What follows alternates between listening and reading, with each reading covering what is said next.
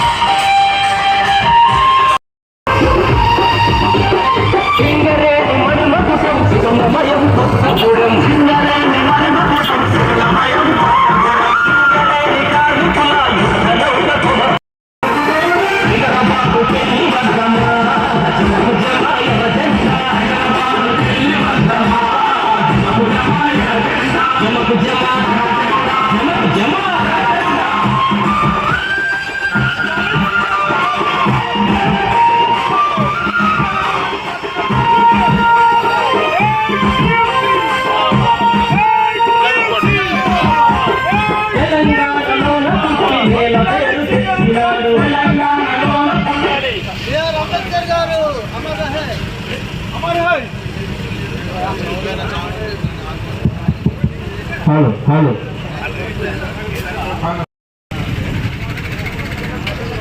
జోహార్ comrade Shashi గారు, జోహార్ comrade Shashi గారు, జోహార్ comrade Shashi గారు, జోహార్ కామ్రేడ్ నర్సయ్య గారు, జోహార్ కామ్రేడ్ నర్సయ్య గారు, జోహార్ కామ్రేడ్ బొందల నర్సయ్య గారు, జోహార్ కామ్రేడ్ బొందల నర్సయ్య గారు.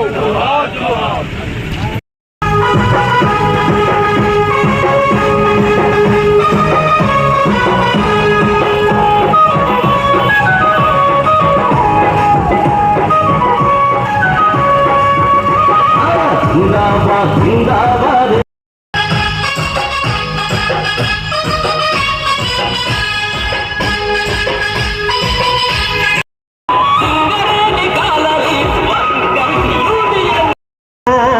అరుణారుణ వందనాలు. మీ త్యాగ ఫలం, మీ కర్మ ఫలం వృధా కానీయం. మరి చెన్నిది గంగనీయలో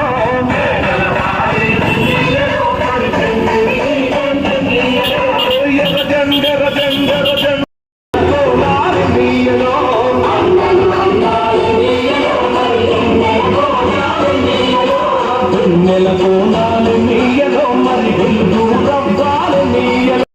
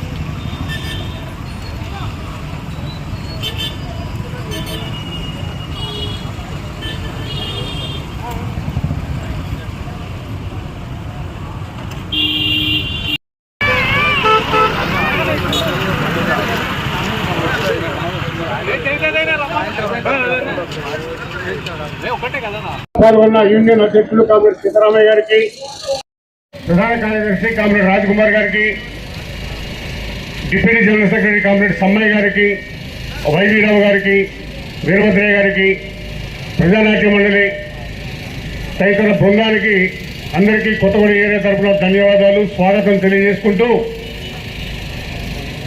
ఈరోజు రుద్రంపూర్లో ఊరేగింపు అయిపోయింది. సమస్యల సాధన కోసం మొదలుపెట్టిన బస్సు యాత్ర ఈరోజు రుద్రంపూర్ చేరుకున్న సందర్భంగా జరుగుతున్న కార్నర్ మీటింగ్కు అధ్యక్షత వహించాల్సిందిగా కామ్రేడ్ వీరస్వామి గారిని కోరుతున్నాను. నమస్కారం. మరి మన పేరు చేత ఈరోజు కొత్తగూడెం ఏరియా చేరుకుంది.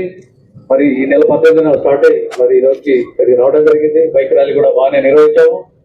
అదేవిధంగా 30వ తారీఖున హెడ్ ఆఫీస్ దగ్గర ధర్నా కూడా ఉంది. అదే ధర్నా కూడా మరి అధికారులు ఆ స్టాఫ్ అంతా కూడా దద్దరిల్లాగా మనం ఆ ధర్నా జరపాలా. అందరూ కూడా కదలకుండా అక్కడే ఉండి మరి మన దగ్గర అక్కడ భోజన ఏర్పాట్లు కూడా చేశారు, వంట వార్పు కూడా ఉంది. కాబట్టి అందరూ కూడా రావాలా, పెద్ద ఎత్తున కదిలి రావాలి. మరి దీర్ఘకాలంగా ఎన్నో సమస్యలు పేరుకుపోయినాయి. స్ట్రక్చర్ మీటింగ్ లో జరిగిన వాటిని కూడా అమలు చేయకుండా నానా ఇబ్బందులు గురి చేస్తున్నారు. కార్మిక వర్గంలో ఒక విధమైన అశాంతి నెలకొల్పి ఉంది. ఆ రూపమే ఈ రోజు ఈ జాతర రూపంగా మన వద్ద కలిసి వచ్చింది. ఈనాడు పరిష్కారానికి మనం ముందుకు పోతున్నాం. కాబట్టి 30న జరిగే ఈ ధర్నా కార్యక్రమానికి పెద్ద ఎత్తున అందరూ కూడా అన్ని డిపార్ట్మెంట్ల బయట నుంచి కూడా కలిసి రావాలి. ఎవరు కూడా కదలకుండా అక్కడే ఉండి మరి ధర్నా పూర్తయ్యే వరకు కూడా ఉండాలి. మన నాయకత్వం కూడా అక్కడే ఉండి మనల్ని నడుపుతున్నారు. కాబట్టి మరి వాళ్ళు మనం ఆ రోజు అమితమి తెచ్చుకునే కార్యక్రమం ఉంటుంది. కాబట్టి మనం హక్కుల సాధనకి మరి ఇదొక మార్గాన్ని ఎంచుకున్నాం. కాబట్టి ఈ మార్గం ద్వారా కూడా కాకపోతే మరి వచ్చే నెల మరి ఒక రోజు స్ట్రైక్ కూడా పిలిపించారు మన నాయకత్వం కావున దాన్ని సక్సెస్ చేయాలని చెప్పేసి కోరుతున్నాం. Thank you. మన బ్రాంచ్ కార్యదర్శి మల్లికార్జున గారిని పరిచయం కావాల్సిన కూర్చున్నాం. అట్లాగే ఎస్ఎల్పిసి బిట్ కార్యదర్శి రాంబాబు గారిని పరిచయం కావాల్సిన కూర్చున్నాం. మిత్రులారా, మీ అందరూ తెలుసు సింగరేణిలో జరుగుతున్న కార్మికుల హక్కుల సాధన, సింగరేణి జాత మరి పోయే నెల ఈ నెల 18వ తారీఖున మరి ఆర్కెస్ట్రా స్టార్ట్ అయ్యి మరి ఈ రోజు సత్తుపల్లి నుంచి కొత్తగూడెం చేరుకుంది. ఈ కొత్తగూడెంలో ఘనతోత్సవం పలికిన మన అందరి కార్మికులందరికీ ముందుగా ధన్యవాదాలు తెలుపుకుంటూ, సరే ఈరోజు సింగరేణిలో ఒక అశాంతి, ఒక నిస్తేజం కార్మికుల్లో అదేవిధంగా అధికారులు నెలకొనే సందర్భంలో దీనికి ప్రధానమైన కారణం కార్మిక వర్గ సమస్యలు ఉన్నాయి. మన అందరికి సంబంధించిన అతిపెద్ద సమస్య కొత్త గనులు ఇవన్నీ ఉన్నాయి. కాబట్టి వీటన్నిటికీ ఒక పరిష్కారం చూపెట్టాలి, దానికి మనమే నాయకత్వం వహించాలని చెప్పి ఈ సింగరేణికి ఇబ్బంది కలిగినప్పుడల్లా మనమే సింగరేణి కార్యవర్కర్స్ మాత్రమే దాని పరిష్కారానికి నాయకత్వం వహిస్తూ ఈ సింగరేణి బిఎఫ్ఆర్ పోయినప్పుడు కుమరయ్య గారి నాయకత్వంలో బాయి తిరిగి మళ్ళీ సిక్ ఇండస్ట్రీ నుంచి మన ప్రభుత్వ రంగంలో తీసుకున్నాం. అదేవిధంగా తాడిచెర్ల 2ను ప్రైవేట్ పరం చేయడానికి యాజమాన్యం కుట్రలు చేస్తున్న సందర్భంలో గోలేటి నుండి కొత్తగూడెం వరకు మళ్ళొకసారి యాత్ర చేసి హైదరాబాద్ ఆఫీస్ ముందు ఒక భారీ ధర్నా నిర్వహించడం ద్వారా మన నాయకత్వాన్ని అందరినీ అరెస్ట్ చేసి జైలుకు పంపించిన తర్వాత బోర్డు మీటింగ్ లో ఆ యొక్క తాడిచెర్ల 2ను ప్రైవేట్ చేయడం విత్డ్రా చేసుకున్నాం. ఈసారి 2026లో మరొక అంశం ఈరోజు తెర మీదకి ఏంటంటే టోటల్ గా ప్రధానమైన సమస్య ఈరోజు మనం అనుకుంటా ఉన్నాం. కార్మిక వర్గం చాలా బాగున్నాం అనుకుంటా ఉన్నాం.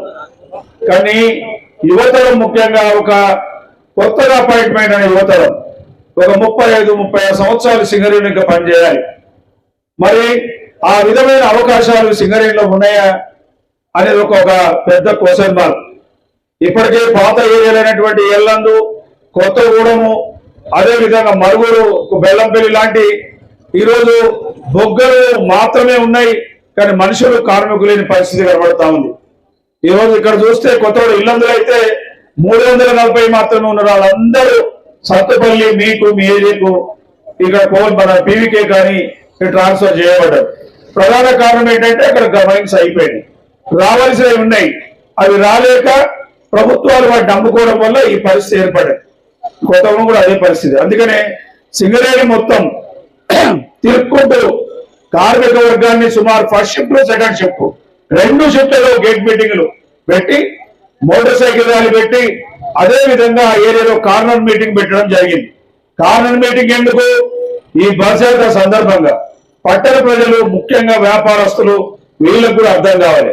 సింగరేణి లేకపోతే ఈ రోజు ఇక వ్యాపారం కానీ ప్రజలు మన మీద సింగరేణి మీద ఆధారపడ్డ ప్రజలకు కానీ ఈరోజు ఉపాధి లేని పరిస్థితి. మరి అలాంటి పరిస్థితుల్లో ఈ సింగరేణికి కష్టం వచ్చినప్పుడు, కార్మిక వర్గానికి ఇబ్బంది వచ్చినప్పుడు వాళ్ళ మద్దతు, వాళ్ళ నైతిక మద్దతు కూడా మనకు అవసరం. కాబట్టి కార్నర్ మీటింగ్ లో వ్యాపారస్తులు వినే విధంగా, మిగతా ప్రజలు వినే విధంగా కూడా మనం కార్యక్రమాలు తీసుకున్నాం. నాకు తెలిసి పొటాపోటీగా ఈ రోజు మనం కార్మిక వర్గాన్ని సుమారు 36,000 పైచలకు కార్మిక సోదరులు ఉంటే దాదాపు 25,000 మంది పైచలకు మనం ఇప్పటికే కలిసినాం సత్తుపల్లి నుంచి ఇప్పటి వరకు. ఎందుకంటే అందరినీ ఫస్ట్ షిఫ్ట్ సెకండ్ షిఫ్ట్ తర్వాత మళ్ళీ గేట్ మీటింగ్లు ర్యాలీలు ఈ ద్వారా కలిసినాం. ఇట్లా ఎందుకంటే వాళ్ళకు అర్థం కావాలి సమస్యలు ఏంటనేది. కాబట్టి ఈ విధమైన కార్యక్రమాలు చేస్తా ఉన్నాం. మనం ఒకటి ముఖ్యంగా కొత్తగూడెం ప్రాంతానికి సంబంధించిన నాయకత్వం మీద ప్రధాన బాధ్యత ఉన్నది. ఎందుకంటే ఈరోజు ఇక్కడే హెడ్ ఆఫీస్ ఉంది, ఇక్కడే కొమరయ్య గారు పుట్టినది ప్లేస్ ఇదంతా. శేషగిరిరావు గారిని సుమారు ఇక్కడే మరణించిండు. కాబట్టి మనం కూడా ఈరోజు ఒక ఛాలెంజ్ తీసుకొని ఈ యొక్క ప్రోగ్రామ్ అందరినీ మన భుజం మీద వేసుకొని రాబోయే అతిథులకు ఎవరైతే రేపు దాదాపు మనం హెడ్ ఆఫీసు ముట్టడికి సుమారుగా 2,000 మంది కార్మిక సోదరులు ఇతర ప్రాంతాల నుంచి వస్తా ఉన్నారు. ఇప్పటికే మాకు వచ్చిన సమాచారం ప్రకారం సుమారు 20-25 బస్సులు మొత్తం కొత్తగూడెం రీజన్, అది మన బెల్లంపల్లి రీజన్, గోదావరిఖం రీజన్, మనుగూరు, భూపాలపల్లి దాదాపు 25 బస్సులు వస్తా ఉన్నాయి. 25 ఉంటే 50 మంది లెక్కేసుకోండి మీరు. అదేవిధంగా మీ దగ్గర కూడా ఒక ఛాలెంజ్ తీసుకోవాలి. ఈరోజు మనము ఇక్కడ కాంట్రాక్ట్ కార్మికులు, మన కార్మిక సోదరులు, మిగతా వాళ్ళు, కార్పొరేట్లు, పార్టీకి సంబంధించిన వాళ్ళు కూడా తీసుకొని మనం రేపు ఆదివారం ఏదైతే సోమవారం మనం చేస్తున్న ప్రోగ్రాం మేనేజ్మెంట్ ముఖ్యంగా ఆలోచన చేయాలి. ఈరోజు మనం జూనియర్ అధికారులు వాస్తవంగా వాళ్ళు స్పందిస్తూ ఉన్నారు. వాళ్ళు ఏమంటా ఉన్నారు, మాకు మీ యూనియన్లు చేసే అవకాశం ఉంటుందా, మేము కొట్లాడే అవకాశం ఉందా అంటే వాళ్ళు ఆల్రెడీ ఆఫీసర్లు కాబట్టి సీఎంఓలు ఉంటారు. ఎందుకంటే వాళ్ళు కూడా పూర్తిగా అండర్స్ట్ ఉంది, వాళ్ళు కూడా పీఆర్సీ కావాలి, వాళ్ళకున్న సమస్యలు వాళ్ళకున్నాయి. ఎవరు బాగున్నారంటే టాప్ మేనేజ్మెంట్ బాగుంది, జనరల్ మేనేజర్లు, ఏజెంట్లు, పైగా వాళ్ళు మాత్రం మేనేజర్ నుంచి పైకి చాలా బాగున్నారు. మిగతా వాళ్ళంతా అండర్స్ట్ గానే ఉన్నారు. మనం ఎట్లున్నామో వాళ్ళు కూడా ఇంచుమించు అదే ఉన్నాం. కాబట్టి దీన్ని ఈరోజు కేంద్ర రాష్ట్ర ప్రభుత్వాలు ఈ 2 కార్మిక వర్గాన్ని ప్రజలను ఇబ్బంది పెట్టే కార్యక్రమం తీసుకున్నాం. రేపు కేంద్రం కూడా ఈరోజు మనకు రావాల్సిన బ్లాక్లు ఇవ్వకపోగా కొత్త కోడ్లు వస్తే రేపు మన కొత్త వేతనం 12వ వేతన ఒప్పందం కూడా జరుగుతుందా జరగదా, ఈరోజు దానికి కూడా ఒక అనుమానం ఉంది. కాబట్టి దానికి మనం ఆలోచించాలి. ఇక రాష్ట్ర ప్రభుత్వం సంగతి తెలుసు, అది చాలా మందికి అర్థం కాదు. మనం అసలు ఈ పీరియడ్నే ఎందుకు పెట్టిన మీకు చేస్తాను 18 నుంచి 30 దాకా ఎందుకు తీసుకున్నామంటే రాష్ట్ర శాసనసభ సమావేశాలు జరుగుతూ ఉంటే ఈ ఏరియా వారిగా జరుగుతున్న జాతాలు, ధర్నాలు, ర్యాలీలు, పేపర్లు, మీడియాలో, ఎలక్ట్రానిక్ మీడియాలో వస్తున్న క్రమంలో చర్చలు జరుగుతాయి. అక్కడ తెలుసు మీకు శాసనసభలో సాంబశివరావు గారు మన కమ్యూనిస్ట్ పార్టీ రాష్ట్ర ప్రధాన కార్యదర్శి, ఎమ్మెల్యే గారు దాదాపు నాకు తెలిసి సింగరేణి కార్మికులు ఈ రాష్ట్రంలో ఉన్న అందరి ఉద్యోగుల సంగతి మాట్లాడాడు, ఇంక్లూడింగ్ పోలీస్ సోదరుల వాళ్ళ సమస్య కూడా మాట్లాడాడు ఒకే ఒక ఎమ్మెల్యే ఉండడం ద్వారా. కాబట్టి ఈ రోజు అసెంబ్లీలో చర్చ చేస్తాడు. ఆ చర్చకు సంబంధించిన దాన్నే భట్టి గారు ఏదో చెప్పబోయి చెప్పినట్టు అంటున్నట్టుగా ఏదో చెప్పాడు. నేను ఒకటే అడుగుతా ఉన్నా, మీకు నిజంగా చిత్తశుద్ధి ఉంటే ఈరోజు ఎట్లా మీరు ఏసీబీ ఈరోజు కంప్లైంట్ ఇచ్చిందంటే ఎట్లా ఊరుకున్నారు, అట్లానే మీ మీద కంప్లైంట్ వచ్చినాయి. మీ మీద అయితే మొత్తం పేపర్లు పోషించే అవినీతి పాల్పడతారు మంత్రులని, మరి మిమ్మల్ని అరెస్ట్ చేయాలి. కాబట్టి అట్లా కాదు. ఈరోజు కార్మికులు పొట్టగొట్టడానికి మీరు చూస్తా ఉన్నారు, జీవితాలు ఖరాబ్ చేయడానికి మీరు చూస్తా ఉన్నారు. నేను అంటా ఉన్నా ఎక్సెస్ అంటా ఉన్నారు. ఎక్సెస్ ఎట్లా నేను చెప్తాను రాండి, మేము కూడా సింగరేణిలో పనిచేసిన మా దగ్గర మైనింగ్ వాళ్ళు ఉన్నారు, మా దగ్గర సీనియర్ మైనింగ్ ఆఫీసర్లు ఉన్నారు, ఓవర్మెన్లు ఉన్నారు. ఒక్కొక్క డిస్ట్రిక్ట్ ను ఇంకా నడిపించే అవకాశం ఉంది. ఇంకా మన దగ్గర చాలా వేకెన్సీలు ఉన్నాయి. వాటిలో ఇంటర్వ్యూ మనం అంతా ఇప్పుడు చేసుకోవాల్సిన అవసరం ఉంది. ఎక్కడ వేకెన్సీ ఉండదు. ఈరోజు కంపెనీ దగ్గరే నారాజుకున్నారు. ఎందుకున్నారంటే ఈరోజు కొంతమంది అధికారులు రాజకీయ అండదండలతో వాళ్ళు మోచేతి నీళ్లు దాగి ఈ ప్రాజెక్టులను వాళ్ళు కట్టబెట్టే ప్రయత్నం చేస్తా ఉన్నారు. అందులో భాగమే సత్తుపల్లి 3 కానీ లేకపోతే కోయగూడెం 3 కానీ. కాబట్టి ఇవన్నీ మనం చర్చించుకుందాం. భవిష్యత్తులో రేపు ధర్నాలో అన్ని విషయాలు మాట్లాడుకున్నాం. కాబట్టి ఏదేమైనా కొత్తగూడెం పీవీకే5 ఇతర డిపార్ట్మెంట్లు అదేవిధంగా కార్పొరేట్ కు సంబంధించిన కార్మిక సోదరులందరూ ఒకరోజు సెలవు పెట్టి ఎక్కువ సంఖ్యలో 30వ తారీఖున హెడ్ ఆఫీస్ ముందు జరిగే ధర్నాకు ఎక్కువ మంది హాజరై ఈ కార్యక్రమాన్ని తమ వంతు కర్తవ్యంగా జయప్రదం చేయగలని ఆశిస్తూ నాకు ఇచ్చిన అవకాశాన్ని ధన్యవాదాలు. ర్యాలీ తీసి మన జాతరకు స్వాగతం పలికినందుకు మీ అందరికీ మన యూనియన్ తరఫున ధన్యవాదాలు తెలియపరుస్తున్నాం. అట్లాగే ఇప్పుడే మన ప్రధాన కార్యదర్శి గారు చెప్పారు, ఈ జాతర ఎందుకు చేశాం ఏంటి అనేది కూడా చెప్పారు. మనందరికీ తెలుసు, దాదాపు మనకి ఎన్నికలు అయిపోయి 2 సంవత్సరాలు అయిపోవస్తుంది. అంటే మనకి గుర్తింపు పత్రం ఇచ్చి 1 సంవత్సరంన్నర కావస్తుంది. ఇప్పటి వరకు జరిగిన చర్చల సమావేశాల్లో అంగీకరించిన అంశాలు కానీ ఇంకా కొన్ని అంశాలను కానీ యాజమాన్యం ఒప్పుకున్నవి కూడా పరిష్కారం చేయకుండా పెండింగ్ పెట్టింది. దానికి కారణం మనకు అసలు గుర్తింపు పత్రం ఇవ్వడం 11 నెలలు ఆలస్యం చేశారు. ఎందుకు? ఐఎన్టీసీ వాళ్ళు మేము 6 ఏరియాలో తెలిసినాం, మాకు కూడా ఏఐటీసీలో సమానంగా ఇవ్వాలని అప్పుడున్న సిఎండిని మీద ఒత్తిడి తీసుకొచ్చి ప్రభుత్వం ద్వారా చెప్పించి మనకి పత్రం ఇవ్వకుండా ఉంటే మనం ఎట్లయినా ఇక పత్రం ఇస్తలేరు కాబట్టి వాళ్ళని గడుచు వస్తామని చెప్పేసి చేస్తామనే ఉద్దేశంతో ఆ ప్రయత్నాలన్నీ చేశారు. అయినా మనం ఒకటే చెప్పినాం, మీరు పత్రం ఇచ్చినా ఇవ్వకపోయినా మేము గెలిచాం, మాకు ఆర్ఎల్సీ ఇచ్చారు, ఆర్ఎల్సీ ఎట్లా దీన్ని చేయడం చూస్తామని చెప్పేసి ఆర్ఎల్సీకి వాళ్ళందరికీ లెటర్ రాసి ఒత్తిడి తీసుకొచ్చిన తర్వాత మనకి ఇచ్చారు కానీ మేనేజ్మెంట్ కి ప్రేమ అటువైపే ఉన్నది, వాళ్ళనే ఎంకరేజ్ చేస్తూ వచ్చారు. స్ట్రక్చర్ మీటింగ్ లో ఒప్పుకున్న వాటిని కూడా పరిష్కారం చేయకుండా ఉంచారు. అట్లనే దాదాపు ఒక 10 నెలలుగా మన మెడికల్ బోర్డు ఆపేశారు. మెడికల్ బోర్డు ఎందుకు ఆపేశారంటే ప్రభుత్వం ఏసీబీ కేసు పెట్టింది. ఆ కేసు ఏదో డిసైడ్ అయిన దాకా మేము పెట్టలేము, గవర్నమెంట్ నుంచి మళ్ళీ పెట్టమని వస్తేనే పెట్టగలుగుతాం అని చెప్పేసి దాన్ని ఆపారు.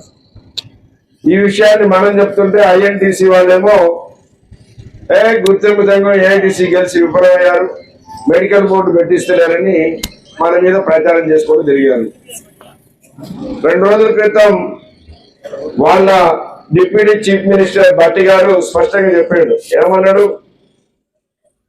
గతంలో 14 సంవత్సరాల కాలంలో 3,500 మంది మెడికల్ ఇన్వాలిడేషన్ అయి ఉద్యోగాలు తీసుకుంటే ఈ ఒక్క 5-6 సంవత్సరాల కాలంలోనే 13,000 మంది మెడికల్ ఇన్వాలిడేషన్ అయి ఉద్యోగాలు తీసుకున్నారు.